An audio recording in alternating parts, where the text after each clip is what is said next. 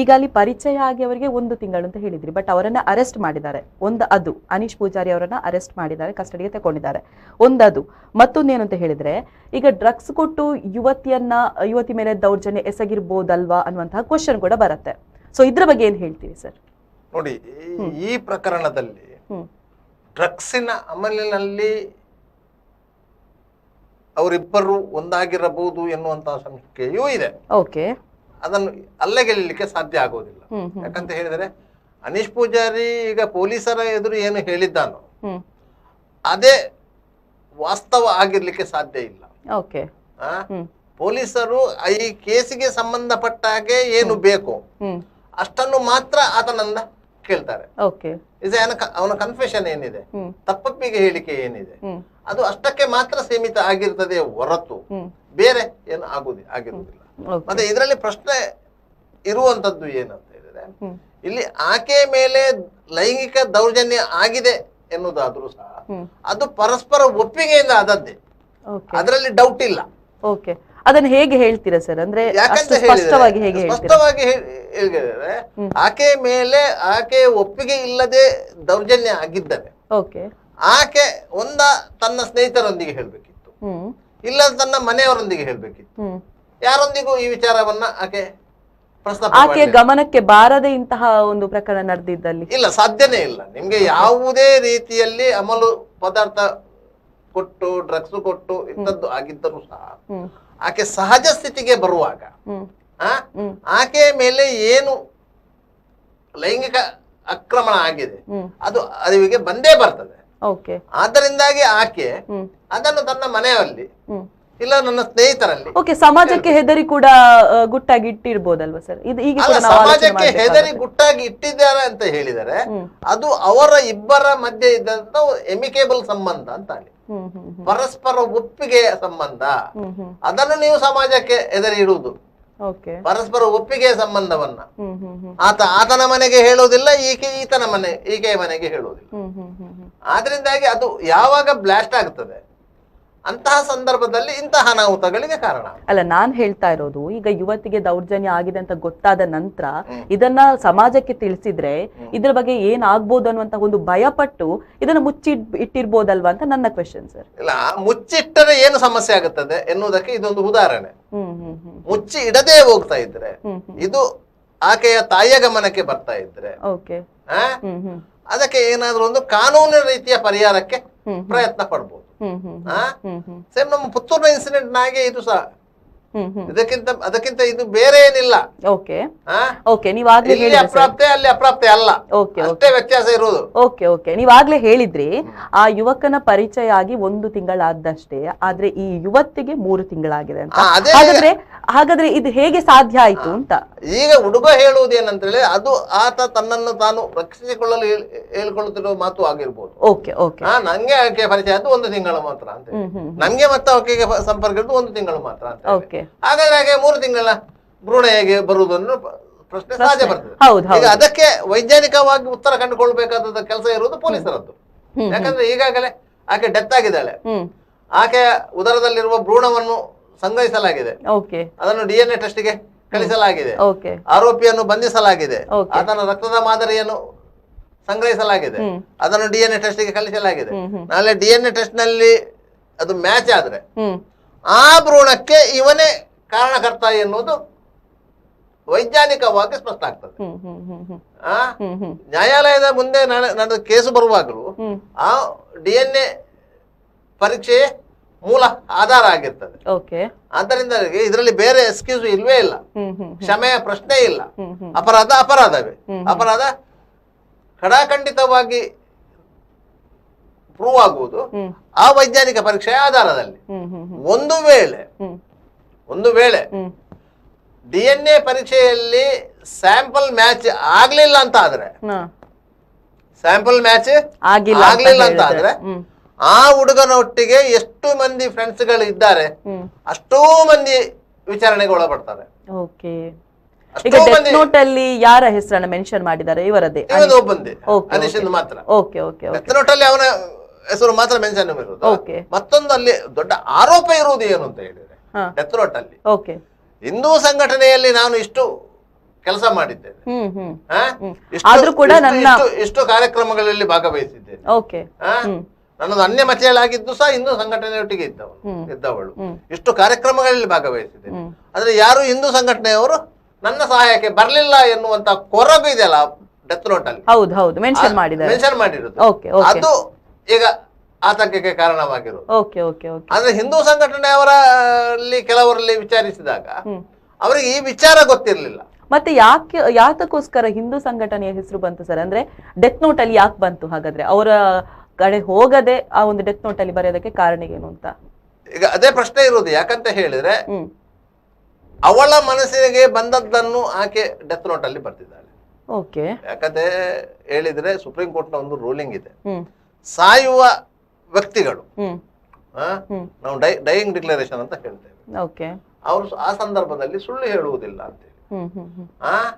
ಈಗ ಆಕೆ ಯಾರನ್ನಾದ್ರೂ ಹೇಳಿರ್ಬೋದು, ಆತ ನನ್ನನ್ನು ಪ್ರೀತಿ ಮಾಡ್ತೇನೆ ಅಂತ ಹೇಳಿದ್ದ, ನನ್ನೊಟ್ಟಿಗೆ ದೈಹಿಕ ಸಂಪರ್ಕ ಬೆಳೆಸಿದ್ದ, ಆದ್ರೆ ಈಗ ನನ್ನನ್ನು ದೂರ ಮಾಡ್ತಾ ಇದ್ದಾನೆ, ನೀವು ಅವನನ್ನು ಬುದ್ಧಿ ಹೇಳಿ ಅಂತ ಹೇಳಿರಲೂಬಹುದು. ಆದ್ರೆ ಇಂತಹ ಸಂದರ್ಭದಲ್ಲಿ ಯಾರು ಸಹ ಅದನ್ನು ಒಪ್ಪಿಕೊಳ್ಳಿಕ್ಕೆ ಸಿದ್ಧರಿರುವುದಿಲ್ಲ. ಇಂತಹ ಸಂದರ್ಭದಲ್ಲಿ ಯಾವುದೇ ಮುಖಂಡರು ಅದನ್ನು ಒಪ್ಪಿಕೊಳ್ಳಿಕ್ಕೆ ಸಿದ್ಧರಿರುವುದಿಲ್ಲ. ಹೇಳಿದವಳು ಸತ್ತು ಹೋಗಿದ್ದಾಳಲ್ಲ, ಅವಳು ಇನ್ನು ಮಾತಾಡ್ಲಿಕ್ಕಿಲ್ಲಲ್ಲ. ಹೇಳುವಾಗ ಒಂದು ವೇಳೆ ಅದಕ್ಕೆ ರೆಸ್ಪಾನ್ಸ್ ಮಾಡ್ತಾ ಇದ್ರೆ ಈ ಘಟನೆ ಆಗ್ತಾ ಇಲ್ಲ. ರೆಸ್ಪಾನ್ಸ್ ಮಾಡ್ತಾ ಇದ್ರೆ ಈ ಘಟನೆ ಆಗ್ತಾ ಇರ್ಲಿಲ್ಲ. ಯಾಕಂದ್ರೆ ಅದಕ್ಕೊಂದು ಪರಿಹಾರ ಸಿಗ್ತಾ ಇತ್ತು. ಖಂಡಿತ ಪರಿಹಾರ ಸಿಗ್ತಾ ಇತ್ತು. ಆಕೆ ಹಿಂದಿನ ದಿವಸ ರಾತ್ರಿ, ಸಾಯುವ ಹಿಂದಿನ ದಿವಸ ರಾತ್ರಿ ತನ್ನ ತಾಯಿ ಹತ್ರಗೆ ಹೇಳಿದಾಗಲೂ ಸಹ ತಾಯಿ ಆಕೆಯನ್ನು ಸಮಾಧಾನ ಪಡಿಸಿದ್ದಾರೆ. ಮರುದಿವಸ ಬೆಳಿಗ್ಗೆ ಅವರು ಕೆಲ್ಸಕ್ಕೆ ಹೋಗಿದ್ದಾರೆ. ಹೊಟ್ಟೆ ತುಂಬಬೇಕಲ್ಲ, ತುತ್ತಿನ ಚೀಲ ತುಂಬಬೇಕಾದ್ರೆ ಅವರು 4 ಮನೆ ಕೆಲಸ ಮಾಡಿ ಬರಬೇಕು. ಅಂತಹ ಪರಿಸ್ಥಿತಿಯಲ್ಲಿ ಇರುವಂತ ಹೆಂಗಸು. ಆದ್ರಿಂದ ಅವರು ಸಹಜವಾಗಿ ಹೋಗಿದ್ದಾರೆ. ಮಗಳು ಈ ರೀತಿಯ ಅತಿರೇಕದ ನಿರ್ಧಾರ ತಗೊಳ್ಬಹುದು ಅಂತೇಳಿ ಅವರಿಗೆ ಊಹೆ ಕೂಡ ಇರ್ಲಿಕ್ಕಿಲ್ಲ. ಆದ್ರಿಂದಾಗಿ ಅವರು ಆ ರೀತಿ ಹೋಗಿದ್ದಾರೆ. ಬರುವಾಗ ಈ ಘಟನೆ ಆಗಿದೆ. ಆದ್ರಿಂದಾಗಿ ಈ ಎಲ್ಲ ಘಟನೆಗೂ ನೇರ ಕಾರಣ ಈಗ ಅನಿಶೆ ಅನ್ನುವುದಂತೂ ಇಲ್ಲಿಯವರೆಗಿನ ತನಿಖೆಯಲ್ಲೇ ಪ್ರೂವ್ ಆಗಿದೆ. ಇಲ್ಲಿವರೆಗೆ. ಆದ್ರೆ ವೈಜ್ಞಾನಿಕ ತನಿಖೆಯಲ್ಲಿ ಅದು ಇನ್ನು ಖಚಿತ ಆಗಬೇಕಿದೆ. ಖಚಿತ ಆಗಬೇಕು. ಖಚಿತ ಆದರೆ ಆತನಿಗೊಂದು 20 ವರ್ಷ ಜೈಲಲ್ಲಿ ಊಟ ಮಾಡುವುದು ತಪ್ಪುವುದಿಲ್ಲ. ಇನ್ನು ತನಿಖೆ ಯಾವ ರೀತಿ ಇರುತ್ತೆ ಸರ್? ಅಂದ್ರೆ ಅನೀಶ್ ಇದ್ದಾನಲ್ವಾ, ಸೊ ಅವನಿಗೆ ಯಾವ ರೀತಿಯ ತನಿಖೆಗಳು ಇರುತ್ತೆ? ಅನೀಶ್ಗೆ ತನಿಖೆ ಇಲ್ಲ. ಅನೀಶ್ ಎಂದು ಬ್ಲಡ್ ಸ್ಯಾಂಪಲ್ ತಗೊಂಡಿದ್ದಾರೆ. ಅದನ್ನು ಜೆಸಿ ಕಳಿಸಿದ್ದಾರೆ. ಜೆಸಿಯಲ್ಲಿದ್ದಾರೆ. ಇನ್ನು ಮುಂದಕ್ಕೆ ಅದು ಡೇಟ್ ಹೋಗ್ತಾ ಇರ್ತದೆ. ಪೊಲೀಸರ ಮೇಲೆ ಜವಾಬ್ದಾರಿ ಇರುವುದು. ಇನ್ನು 60 ದಿನಗಳ ಒಳಗೆ ಪೊಲೀಸರು ಆತನ ವಿರುದ್ಧ ಆರೋಪ ಪಟ್ಟಿಯನ್ನು ನ್ಯಾಯಾಲಯಕ್ಕೆ ಸಲ್ಲಿಸಬೇಕು. ಆರೋಪ ಪಟ್ಟಿ ಸಲ್ಲಿಸುವಾಗ ಪೊಲೀಸರು ಈ DNA ಪರೀಕ್ಷೆ ಏನಿದೆ ಅದರ ವರದಿಯನ್ನು ತರಿಸ್ಕೊಳ್ಬೇಕು. ಅದರ ವರದಿ ಆಧಾರದಲ್ಲಿ ಆರೋಪ ಪಟ್ಟಿಯನ್ನು ಸಲ್ಲಿಸಬೇಕು. ಆತನೇ ಆ ಅಕ್ರಮ ಗರ್ಭಕ್ಕೆ ಕಾರಣ ಎನ್ನುವುದು ವೈಜ್ಞಾನಿಕವಾಗಿ ಪ್ರೂವ್ ಆಗಬೇಕು. ಅದನ್ನು ನ್ಯಾಯಾಲಯದಲ್ಲಿ ಪ್ರೂವ್ ಮಾಡಬೇಕು. ನಂತರ ನ್ಯಾಯಾಲಯ ತೀರ್ಮಾನ. ನಾವು ಇಷ್ಟೇ ಹೀಗೆ ಆಗ್ತದೆ ಅಂತ ನಾವು ಹೇಳಲಿಕ್ಕೆ ಬರುವುದಿಲ್ಲ. ಯಾಕಂತ ಹೇಳಿದ್ರೆ ಸಾಕ್ಷ್ಯಗಳ ವಿಚಾರಣೆ ಸಂದರ್ಭದಲ್ಲಿ ಬೇರೆ ಬೇರೆ ವಿಚಾರಣೆಗಳೇ ಬರ್ಬೋದು, ಹೇಳಲಿಕ್ಕೆ ಬರಲ್ಲ. ಆದ್ರೆ ವೈಜ್ಞಾನಿಕ ಪರೀಕ್ಷೆಯನ್ನ ನ್ಯಾಯಾಲಯಗಳು ಒಪ್ಪುವುದರಿಂದ ಮತ್ತು ನಂಬುವುದರಿಂದ ಅದಕ್ಕೆ ವಿರುದ್ಧವಾಗಿ ಯಾವುದೇ ಸಾಕ್ಷ್ಯಗಳು ಅಲ್ಲಿ ಪರಿಗಣನೆಗೆ ಬರುವುದಿಲ್ಲ. ಆದ್ದರಿಂದ ಈ ಪ್ರಕರಣದಲ್ಲಿ ಆ ರೀತಿಯ ರಿಸಲ್ಟ್ ಬರ್ಬೋದು, ಫಲಿತಾಂಶ ಬರ್ಬೋದು ಎನ್ನುವ ನಿರೀಕ್ಷೆ ಇದೆ. ಅಂದ್ರೆ ಇಂತಹ ಪ್ರಕರಣಗಳು ಮರು ಕಳಿಸ್ತಾನೆ ಇದೆ. ಇತ್ತೀಚೆಗಷ್ಟೇ ಪುತ್ತೂರಿನಲ್ಲಿ ಕೂಡ ಇದೇ ತರ ಆಯ್ತು. ಆದ್ರೆ ಅವರು ಸ್ಟ್ರಾಂಗ್ ಆಗಿ ಹೋರಾಡಿದ್ರಿಂದ ಅವರಿಗೆ ಒಂದು ಮಟ್ಟಿನಲ್ಲಿ ನ್ಯಾಯ ಸಿಕ್ತು ಅಂತಲೇ ಹೇಳ್ಬೋದು. ಆದ್ರೆ ಇಲ್ಲಿ ಇವರು ಆತ್ಮಹತ್ಯೆ ಮಾಡಿಕೊಂಡು ತಪ್ಪು ಮಾಡಿದ್ರೆ ಹೇಗೆ ಅಂತ? ಆತ್ಮಹತ್ಯೆ ಮಾಡಿಕೊಳ್ಳುವುದು ತಪ್ಪೇ, ಹೌದು, ಖಂಡಿತ. ಆಕೆಗೆ ಪರಿಸ್ಥಿತಿಯನ್ನು ಎದುರಿಸಬಹುದಿತ್ತು, ಹೌದು. ಆದರೆ ಪರಿಸ್ಥಿತಿಯನ್ನು ಎದುರಿಸುವಂತಹ ಶಕ್ತ ಮನೆ ಆಗಿರಲಿಲ್ಲ ಅದು. ಆಕೆಯ ಮನೆ, ತಂದೆ ತಾಯಿ ಅಂತ ಗಟ್ಟಿಗರು ಆಗಿರಲಿಲ್ಲ. ತಾಯಿ ಕಸಮುಸುರೆ ಕೆಲಸ ಮಾಡಿಕೊಂಡು ಜೀವನ ಸಾಗಿಸ್ತಾ ಇದ್ದವರು. ತಂದೆಯ ಆರ್ಥಿಕ ಪರಿಸ್ಥಿತಿ ಸರಿ ಇಲ್ಲ. ವಾಸ್ತವವಾಗಿ ಅವರು ಮೂಲತಃ ಇಲ್ಲಿ ಅವರಲ್ಲ, ಓಕೆ ಚಿಕ್ಕಮಗಳೂರು ಕಡೆಯವರು ಒಂದು 20 ವರ್ಷಗಳ ಹಿಂದೆ ಸುರತ್ಕಲ್ಲಿಗೆ ಬಂದು ಜೀವನ ಕಟ್ಟಿಕೊಂಡವರು ಅಂತಲ್ಲ. ಆದ್ರಿಂದಾಗಿ ಸ್ಥಳೀಯವಾಗಿ ಅವರಿಗೆ ಅಷ್ಟೊಂದು ಬೆಂಬಲ ಇರುವಂತಹ ಸಾಧ್ಯತೆಗಳು ಕಡಿಮೆ. ಆದ್ರೆ ವಿಷಯ ಬಹಿರಂಗಗೊಂಡ ಮೇಲೆ ಎಲ್ಲ ಸಂಘಟನೆಗಳ ಕೆಲವು ಇವರೆಲ್ಲ ಬರ್ಬೋದಿತ್ತು, ಅದರ ನಿರೀಕ್ಷೆ ಅವರಿಗೆ ಇರಲಿಲ್ಲ. ಅಂದ್ರೆ ಯಾಕಂತ ಹೇಳಿದ್ರೆ ಅವರಿಗೆ ಒಂದು ಕೈ ಅನುಭವ ಈ ಹಿಂದೆ ಆಗಿತ್ತು. 2 ವರ್ಷಗಳ ಹಿಂದೆ ಇದೇ ಹೆಣ್ಣು ಮಗಳು ನಾಪತ್ತೆಯಾಗಿದ್ಲು. ಮತ್ತೊಂದು ಹೆಣ್ಣು ಮಗಳು ಈಕೆಯನ್ನು ಕರ್ಕೊಂಡು ಹೋಗಿದ್ದಾಳೆ ಎಂದು ಇದೇ ವಿಚಾರ ಮತ್ತೊಬ್ಬಳು ಹೆಣ್ಣು ಮಗಳು ಕರ್ಕೊಂಡು ಹೋಗಿದ್ದಾಳೆ ಅಂತ ಹೇಳಿ ಪೊಲೀಸ್ ಸ್ಟೇಷನ್ ಅಲ್ಲಿ ಕಂಪ್ಲೇಂಟ್ ಆಗಿತ್ತು. ಆಯ್ತಾ, ಹಿಂದಿನ ಇನ್ಸ್ಪೆಕ್ಟರ್ ಇರುವಾಗ, ಮಹೇಶ್ ಪ್ರಸಾದ್ ಇರುವಾಗ ಅಂತ ಕಾಣ್ತದೆ. ನಾನು ಮಹೇಶ್ ಪ್ರಸಾದ್ ಹತ್ರ ಮಾತಾಡಿದಾಗ ಅವರ ಗಮನಕ್ಕೆ ಅದು ಇರ್ಲಿಲ್ಲ. ಸಬ್ ಇನ್ಸ್ಪೆಕ್ಟರ್ ಲೆವೆಲ್ ಅಲ್ಲಿ ಇತ್ಯರ್ಥ ಆಗಿದೆ ಅಂತ ಕಾಣ್ತದೆ. ಮತ್ತೆ ಈ ಹುಡುಗಿಯನ್ನ ಆಕೆಯ ದೊಡ್ಡಮ್ಮನ ಮನೆ ಬೆಂಗಳೂರಲ್ಲಿ ಪತ್ತೆ ಹಚ್ಚಲಾಯ್ತು. ಕರ್ಕೊಂಡು ಬಂದ್ರು ಪೊಲೀಸನವರು.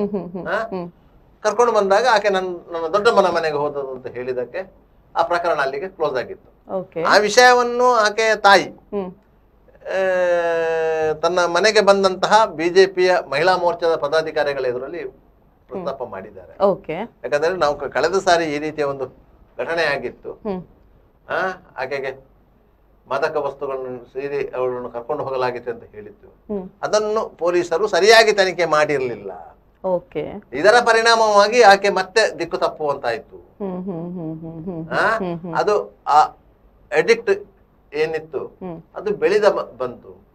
ಆಕೆಯನ್ನು ಅದರಿಂದ ಹೊರಗೆ ತರಲಿಕ್ಕೆ ಆಗ್ಲಿಲ್ಲ. ಇದನ್ನೆಲ್ಲ ಆ ನೋವನ್ನ ತಾಯಿ ಹೇಳ್ಕೊಂಡಿದ್ದಾರೆ.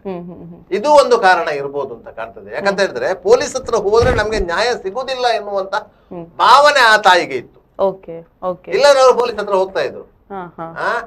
ಆದ್ರೆ ಆಗಿನ ಪೊಲೀಸಿಗೂ ಈಗಿನ ಪೊಲೀಸಿಗೂ ಅಲ್ಲಿ ವ್ಯತ್ಯಾಸಗಳಿದೆ. ಆಗಿದ್ದ ಅಧಿಕಾರಿಗಳೇ ಬೇರೆ, ಈಗ ಇರುವಂತ ಅಧಿಕಾರಿಗಳೇ ಬೇರೆ. ಈ ಎಲ್ಲ ಘಟನೆಯನ್ನು ನೋಡ್ತಾ ಇದ್ರೆ ಇದಕ್ಕೆ ಡ್ರಗ್ಸ್ ಕಾರಣ ಆಗಿರ್ಬೋದಾ ಅನ್ನುವಂತಹ ಒಂದು ಕ್ವೆಶ್ಚನ್ ಬರುತ್ತಲ್ಲ ಸರ್? Drugs secondary. ನಿಮ್ಮ ಮನಸ್ಸಿನ ಮೇಲೆ ನಿಮಗೆ ಹಿಡಿತ ಇಲ್ಲದೆ ಇದ್ದಲ್ಲಿ ಇಂತಹ ಘಟನೆಗಳಾಗ್ತದೆ. ಡ್ರಗ್ಸ್ ನಿಮ್ಮನ್ನು ಮತ್ತೊಂದು ಥಿಯರಿಗೆ ದೂಡ್ತದೆ. ಡ್ರಗ್ಸ್ ನೀವೆಲ್ಲವನ್ನು ಡ್ರಗ್ಸ್ನ ಮೇಲೆ ಹಾಕುವಾಗಿಲ್ಲ. ಅದು ದುಶ್ಚಟ, ಒಳ್ಳೆಯ ಚಟ ಅಲ್ಲ. ದುಶ್ಚಟವನ್ನು ನೀವು ಆಹ್ವಾನಿಸುವುದು, ಅದು ನಿಮ್ಮನ್ನು ಆಹ್ವಾನಿಸಲ್ಲ. ಅಲ್ಲ ಸರ್, ಈಗ ಡ್ರಗ್ಸ್ ಮುಕ್ತ ಸಮಾಜ ನಿರ್ಮಾಣದ ಬಗ್ಗೆ ಚರ್ಚೆಗಳು ನಡೀತಾನೆ ಇದೆ, ಈಗ ತುಂಬಾ ದಿನಗಳಿಂದ ನಡೀತಾನೆ ಇದೆ. ಆದ್ರೆ ಇಂತಹ ಗಂಭೀರ ಪ್ರಕರಣಗಳು ಬಂದಾಗ ಮಾತ್ರ ಎಚ್ಚೆತ್ತುಕೊಳ್ತಾ ಅನ್ನುವಂತಹ ಒಂದು ಪರಿಸ್ಥಿತಿ ಕೂಡ ನಿರ್ಮಾಣ ಆಗಿದೆ. ಸೊ ಇದ್ರ ಬಗ್ಗೆ ಏನ್ ಹೇಳ್ತೀರಾ ಸರ್? ಕಳೆದ 1 ವರ್ಷದಿಂದ ಸುಧೀರ್ ಕುಮಾರ್ ರೆಡ್ಡಿ ಅವರು ಇಲ್ಲಿ ಪೊಲೀಸ್ ಆಯುಕ್ತರಾಗಿ ಬಂದಾಗ, ಈ ಹಿಂದೆ ಅನುಭವ್ ಅಗರ್ವಾಲ್ ಅವರು ಕಮಿಷನರ್ ಆಗಿದ್ದಾಗ ಇಂಥದೊಂದು ಡ್ರಗ್ಸ್ ಮುಕ್ತ ಡ್ರೈವ್ ಆರಂಭ ಆಗಿತ್ತು. ಅದನ್ನು ಸುಧೀರ್ ಕುಮಾರ್ ರೆಡ್ಡಿ ಅವರು ಮುಂದುವರಿಸಿಕೊಂಡು ಹೋದ್ರು. ಇವತ್ತಿಗೂ ನೀವು ನೋಡಬಹುದು, ಪ್ರತಿದಿನ ಕಮಿಷನರೇಟ್ ವ್ಯಾಪ್ತಿಯ ವಿವಿಧ ಪೊಲೀಸ್ ಠಾಣೆಗಳ ವ್ಯಾಪ್ತಿಯಲ್ಲಿ ಕನಿಷ್ಠ 5 ರಿಂದ 10 ಮಂದಿಯನ್ನ ಪೊಲೀಸರು ಬಂಧಿಸ್ತಾ ಇದ್ದಾರೆ. ಡ್ರಗ್ಸ್ ಗಳನ್ನು ವಶಪಡಿಸಿಕೊಳ್ತಾ ಇದ್ದಾರೆ. ಅವ್ರನ್ನ ಇಂಟ್ರಾಗೇಷನ್ಗೆ ಒಳಪಡಿಸ್ತಾ ಇದ್ದಾರೆ. ಅದರ ಮೂಲವನ್ನು ಕಂಡುಹಿಡಿಯಲು ಪ್ರಯತ್ನ ಪಡ್ತಾ ಇದ್ದಾರೆ. ಇಲ್ಲಿ ಸಮಸ್ಯೆ ಏನಾಗುವುದು ಅಂತ ಹೇಳಿದ್ರೆ, ಕೆಲವೊಂದು ಕಾನೂನಿನ ತೊಡಕುಗಳಿವೆ. ನಮ್ಗೆ ಮುಕ್ತ ಸಮಾಜದಲ್ಲಿ ನಾವು ಏನು ಬೇಕಾದ್ರೂ ಹೇಳ್ಬೋದು, ಅದನ್ನು ಒಪ್ಪಿಕೊಳ್ಬೇಕಂತ ಏನಿಲ್ಲ. ಆದ್ರೆ ಕಾನೂನಿನ ತೊಡಕುಗಳನ್ನು ಅನುಭವಿಸಬೇಕಾದ್ದು ಪೊಲೀಸ್ ಅಧಿಕಾರಿಗಳೇ. ಒಬ್ಬ ಡ್ರಗ್ಸ್ ಡೀಲರ್, ಡ್ರಗ್ಸ್ ಪೆಡ್ಲರ್ ಅಂತ ಗೊತ್ತಾದ ಕೂಡಲೇ ಪೊಲೀಸರು ನೇರ ಹೋಗಿ ಅವನನ್ನ ಕುತ್ತಿಗೆ ಪಟ್ಟಿ ಇಟ್ಕೊಂಡು ಬಂದು ಎಳ್ಕೊಂಡು ಬರ್ಲಿಕ್ಕೆ ಸಾಧ್ಯ ಆಗುವುದಿಲ್ಲ. ಮತ್ತೆ ಹೇಗೆ ಸಾಧ್ಯ ಸರ್? ಆಯ್ತಾ, ಅವನಲ್ಲಿ ಡ್ರಗ್ಸ್ ಇದೆ ಎನ್ನುವುದು ಇವರಿಗೆ ಖಚಿತವಾದ ಮಾಹಿತಿ ಇರಬೇಕು. ಮಾಹಿತಿ ಇದ್ದ ಮೇಲೆ ಇವರು ಒಬ್ಬ ಪಂಚರನ್ನು ಗೊತ್ತುಪಡಿಸಬೇಕು. ಅದು ಸಹ ಆತ ಸರ್ಕಾರಿ ಅಧಿಕಾರಿಯೇ ಆಗಿರಬೇಕು. ಆತನನ್ನು ಒಳಗೊಂಡು ಹೋಗಿ ಆತನನ್ನು ಹಿಡಿಯಬೇಕು. ಅಷ್ಟೊತ್ತಿಗೆ ನಾನು ಕಡ್ಲೆಕಾಯಿ ತಿಂತ ಇರ್ತಾನೆ. ಇಷ್ಟೊಂದು ಕಠಿಣ ನಿಯಮಗಳು ಇರುವಂತ ಸಂದರ್ಭದಲ್ಲಿ ಈ ತರ ಅವನನ್ನು ಕಡ್ಲೆಕಾಯಿ ತಿಂತ ಇರ್ತಾನೆ ಅಲ್ಲಿ ನಿಂತ್ಕೊಂಡು. ಪೊಲೀಸರು ಬರ್ತಾರೆ, ಯಾರನ್ನಾದ್ರು ಒಬ್ಬ ಪೋಸ್ಟ್ ಮ್ಯಾನ್ ಅನ್ನ, ಒಬ್ಬ KEB ಲೈನ್ ಮ್ಯಾನ್ ಅನ್ನ ಕರ್ಕೊಂಡು ಬರ್ತಾರ ಅಂತೇಳಿ ಅವನನ್ನು ಹಿಡಿಯುವಾಗ ಅಷ್ಟೊತ್ತಿಗೆ ಅವ ಪರಾರಿ ಆಗೋದಿಲ್ವಾ? Okay. ಇದು ನಿಯಮಗಳು. ಇಂತಹ ನಿಯಮಗಳ ಹಿನ್ನೆಲೆಯಲ್ಲೂ ಸಹ ಪೊಲೀಸರು ಮೂಲ ಪತ್ತೆ ಹಚ್ಚೋದಕ್ಕೆ ಸಾಧ್ಯ ಆಗ್ತಾ ಇಲ್ಲ. ಯಾಕಂತ ಹೇಳಿದ್ರೆ ಒಬ್ಬನನ್ನು ಪೊಲೀಸರು ವಶಕ್ಕೆ ತೆಗೆದುಕೊಂಡಲ್ಲಿ ಆತನನ್ನು 24 ಗಂಟೆಗಳ ಒಳಗೆ ನ್ಯಾಯಾಲಯಕ್ಕೆ ಹಾಜರುಪಡಿಸಬೇಕು. ಇದು ಕಾನೂನು. 24 ಗಂಟೆ ಬಿಡಿ, 48 ಗಂಟೆಗಳ ಕಾಲ ಆತನನ್ನು ಇಟ್ಟುಕೊಂಡ್ರು ಸಹ ಪೊಲೀಸರಿಗೆ ಆತನನ್ನು ಇಂಟ್ರಾಗೇಷನ್ ಮಾಡ್ಲಿಕ್ಕೆ ಸಾಧ್ಯ ಆಗುದಿಲ್ಲ. ಯಾಕಂದ್ರೆ ಈಗಿನ ಪರಿಸ್ಥಿತಿಯಲ್ಲಿ ಮಾನವ ಹಕ್ಕುಗಳ ಆಯೋಗದ ಕೆಲವೊಂದು ನಿರ್ದೇಶನಗಳ ಅಡಿಯಲ್ಲಿ ಪೊಲೀಸರು ಇಂಟ್ರಾಗೇಷನ್ ಮಾಡ್ಲಿಕ್ಕೆ ಸಾಧ್ಯ ಆಗುದಿಲ್ಲ. ಆತನನ್ನು ಕೂರಿಸಿಕೊಂಡು ಚಂದ ಮಾಡಿ ಆತ ಹೇಳಿದ್ದನ್ನು ಇವರು ಕೇಳುವಂತ ಪರಿಸ್ಥಿತಿಯಲ್ಲಿ ಇಂಟ್ರಾಗೇಷನ್ ಮಾಡುವಂತ ಸ್ಥಿತಿ ಇದೆ. ಆದ್ದರಿಂದ ಡ್ರಗ್ಸ್ನ ಮೂಲವನ್ನು ಪತ್ತೆ ಹಚ್ಚಲಿಕ್ಕೆ ಸಾಧ್ಯ ಆಗ್ತಾ ಇಲ್ಲ. ಇಲ್ಲದ್ರೆ ಒಬ್ಬ ಈ ಹಿಂದಿನ ದಿನಮಾನಗಳಲ್ಲಿ ಅಂದ್ರೆ ಒಂದು 10-20 ವರ್ಷಗಳ ಹಿಂದಿನ ದಿನಮಾನಗಳಲ್ಲಿ ಪೊಲೀಸಿಂಗ್ ರೀತಿಯೇ ಬೇರೆ ಇತ್ತು. ಅಂತ ಪೊಲೀಸಿಂಗ್ ಇತ್ತೇ ಈಗ ಇಲ್ಲ. ಈಗ ಅದನ್ನು ಈಗಿನ ಪೊಲೀಸರಿಗೆ ಮಾಡ್ಲಿಕ್ಕೆ ಸಾಧ್ಯನೂ ಇಲ್ಲ.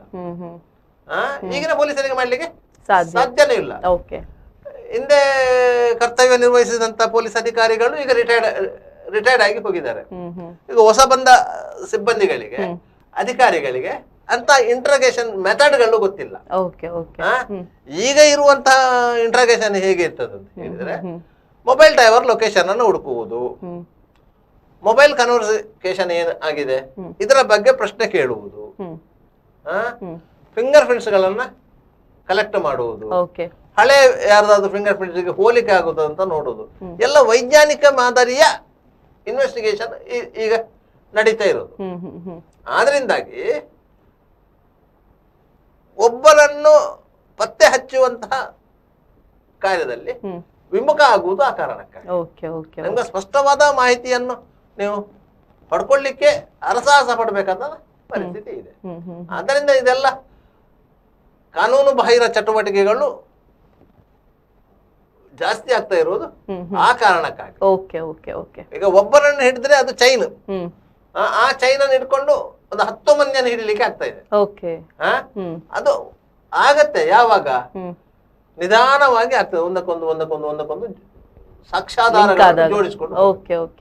ಯಾವನೇ ಕಳ್ಳ ಇಲ್ಲಿಯವರೆಗೆ ನಾನು ಕಳ್ತನ ಮಾಡಿದ್ದೇನೆ ಸ್ವಾಮಿ, ನನ್ನನ್ನು ಅರೆಸ್ಟ್ ಮಾಡಿ ಅಂತ ಹೇಳಿದ ನಿದರ್ಶನ ಇಲ್ಲ. ಯಾರನ್ನಾದ್ರೂ ಒಬ್ಬರನ್ನು ಹಿಡಿದು ಇಂಟ್ರಾಗೇಷನ್ ಮಾಡುವಾಗ ಅವ ಸಹಜವಾಗಿಯೇ ಅವನಷ್ಟು ದೊಡ್ಡ ಅಮಾಯಕ ಯಾರೂ ಸಿಗ್ಲಿಕ್ಕಿಲ್ಲ ಪೊಲೀಸರಿಗೆ. ಆ ರೀತಿಯಾಗಿ ವರ್ತನೆ ಇರ್ತದೆ. ಮತ್ತೆ ಪೊಲೀಸರು ಆತನನ್ನು ಬೇರೆ ರೀತಿಯಲ್ಲಿ ವಿಚಾರಣೆಗೊಳಪಡಿಸಿದಾಗ ಮಾತ್ರ ಆತನ ನಿಜ ಬಣ್ಣ ಗೊತ್ತಾಗುವುದು. ನಿಜ ಬಣ್ಣ ಗೊತ್ತಾದ ಮೇಲೆ ಆತ ಎಲ್ಲವನ್ನು ಹೇಳ್ತಾನೆ. ಆಗ ಕಲ್ಪಿಟ್ಸನ್ನು ಹಿಡಿಲಿಕ್ಕೆ ಆಗ್ತದೆ. ಈ ಸಮಸ್ಯೆಗಳಲ್ಲಿ ಬೇರೆ ಪ್ರಾಪರ್ಟಿ ಥೆಫ್ಟ್ ವಿಚಾರಗಳಲ್ಲಿ ಆಗುತ್ತೆ ಹೊರತು ಈ ಡ್ರಗ್ಸ್ ವಿಚಾರದಲ್ಲಿ ಆ ರೀತಿ ಆಗೋದಿಲ್ಲ. ಯಾಕಂತ ಹೇಳಿದ್ರೆ ಈತನಿಗೆ ಯಾರು ಡ್ರಗ್ಸ್ ಸಪ್ಲೈ ಮಾಡಿದಾನೆ ಆತ ಯಾರಂತ ಗೊತ್ತೇ ಇರೋದಿಲ್ಲ. ಇವ ಪೇಮೆಂಟ್ ಮಾಡಿರೋದು ಬೇರೊಂದು ಅಕೌಂಟಿಗೆ, ಬೇರೊಂದು ಅಕೌಂಟಿಗೆ ಪೇಮೆಂಟ್ ಮಾಡಿದ್ದಾನೆ. ಆ ಪೇಮೆಂಟ್ ಮಾಡಿದವ ಎಲ್ಲೋ ಇರ್ತಾನೆ, ಅವನು ಹುಡ್ಕೊಂಡು ಹೋಗ್ಲಿಕ್ಕೆ ಸಾಧ್ಯ ಆಗುದಿಲ್ಲ. ಒಂದು ಕೇಸಲ್ಲಿ ನಿಮ್ಗೆ ಮ್ಯಾಕ್ಸಿಮಮ್ ಒಂದು 24 ಮ್ಯಾನ್ ಪವರ್ ಅನ್ನು ಯೂಸ್ ಮಾಡಬಹುದೇ ಹೊರತು ಪೊಲೀಸರು ಅದಕ್ಕಿಂತ ಜಾಸ್ತಿ ಮ್ಯಾನ್ ಪವರ್ ಯೂಸ್ ಮಾಡ್ಲಿಕ್ಕೆ ಸಾಧ್ಯ ಆಗುದಿಲ್ಲ. ಯಾಕಂದ್ರೆ ಸಿಬ್ಬಂದಿಗಳ ಕೊರತೆ ಇರ್ತದೆ, ಬೇರೆ ಬೇರೆ ಲಾ ಅಂಡ್ ಆರ್ಡರ್ ಸಮಸ್ಯೆಗಳಿರ್ತವೆ, ಅದನ್ನೆಲ್ಲನೂ ನಿಭಾಯಿಸಬೇಕಾಗ್ತದೆ. ಕೇವಲ ಒಂದೇ ಪ್ರಕರಣವನ್ನು ಇಟ್ಕೊಂಡ್ರೆ ಒಂದು ಪ್ರಕರಣಕ್ಕೆ 4-5 ಮಂದಿ ಟೀಮ್ ಮಾಡುವುದು ಯಾಕೆ? 4-5 ಮಂದಿ ಟೀಮ್ ಮಾಡಿದ್ರೆ ಆ ಪ್ರಕರಣವನ್ನು ಆದಷ್ಟು ಬೇಗ ಪತ್ತೆ ಹಚ್ಚಬಹುದು ಅಂತ ಹೇಳಿ. ಕೆಲವು ದಿನಗಳಲ್ಲಿ ಪತ್ತೆ ಹಚ್ಚಲಿಕ್ಕೆ ಆಗದಿದ್ರೆ ಒಂದೊಂದೇ ಟೀಮುಗಳು ಕಳಚಿಕೊಳ್ತಾ ಹೋಗ್ತದೆ. ಮತ್ತೆ ಲಾಸ್ಟಿಗೆ ಉಳಿದು ಯಾರ ತಲೆ ಮೇಲೆ ಆ ಪ್ರಕರಣದ ತನಿಖೆ ಇದೆಯಾ ಆ ಇನ್ಸ್ಪೆಕ್ಟರ್ ಮಾತ್ರ ಉಳಿಯುದು, ಮತ್ತೆ ಟೀಮ್ಗಳೆಲ್ಲ ಕಳಚಿಕೊಳ್ತದೆ. ಒಟ್ಟಿನಲ್ಲಿ ಹೇಳ್ಬೇಕು ಅಂತ ಹೇಳಿದ್ರೆ ತುಂಬಾ ಚಾಲೆಂಜಸ್ ಗಳಿವೆ ಅಂತ. ಖಂಡಿತವಾಗಿ ಪೊಲೀಸ್ ಇಲಾಖೆಯಲ್ಲಿ ಚಾಲೆಂಜ್ಗಳಿದೆ. ಆ ಚಾಲೆಂಜ್ ಅನ್ನು ಸ್ವೀಕಾರ ಮಾಡಿಕೊಂಡು ಕರ್ತವ್ಯವನ್ನು ನಿರ್ವಹಿಸಬೇಕು. ಈಗಿನ ಪೊಲೀಸ್ ವ್ಯವಸ್ಥೆ ಬಗ್ಗೆ ನಮ್ಗೆ ವಿಶ್ವಾಸ ಇರುವುದು ಯಾಕಂತ ಹೇಳಿದ್ರೆ ಅಂತ ಚಾಲೆಂಜ್ ಅನ್ನು ಸ್ವೀಕರಿಸುವಂತ ಅಧಿಕಾರಿಗಳಿದ್ದಾರೆ ಸದ್ಯದ ಮಟ್ಟಿಗೆ. ಕಮಿಷನ್ ನಿಂದ ಇನ್ಸ್ಪೆಕ್ಟರ್, ಸಬ್ ಇನ್ಸ್ಪೆಕ್ಟರ್ಗಳು ಎಲ್ಲ ಯಂಗ್ಸ್ಟರ್ಗಳಿದ್ದಾರೆ. ಆದ್ರಿಂದ ಆ ಚಾಲೆಂಜ್ ಅನ್ನು ಸ್ವೀಕಾರ ಮಾಡ್ತಾರೆ. ಅಂತೂ ಇಂತೂ ಡ್ರಗ್ಸ್ ಏನು ಮಹಾಮಾರಿ ಇದೆ ಅದನ್ನು ನಿರ್ಮೂಲನೆಗೆ ಇವರು ಕಟಿಬದ್ಧರಾಗ್ತಾರೆ ಎನ್ನುವಂತ ವಿಶ್ವಾಸ ಇದೆ.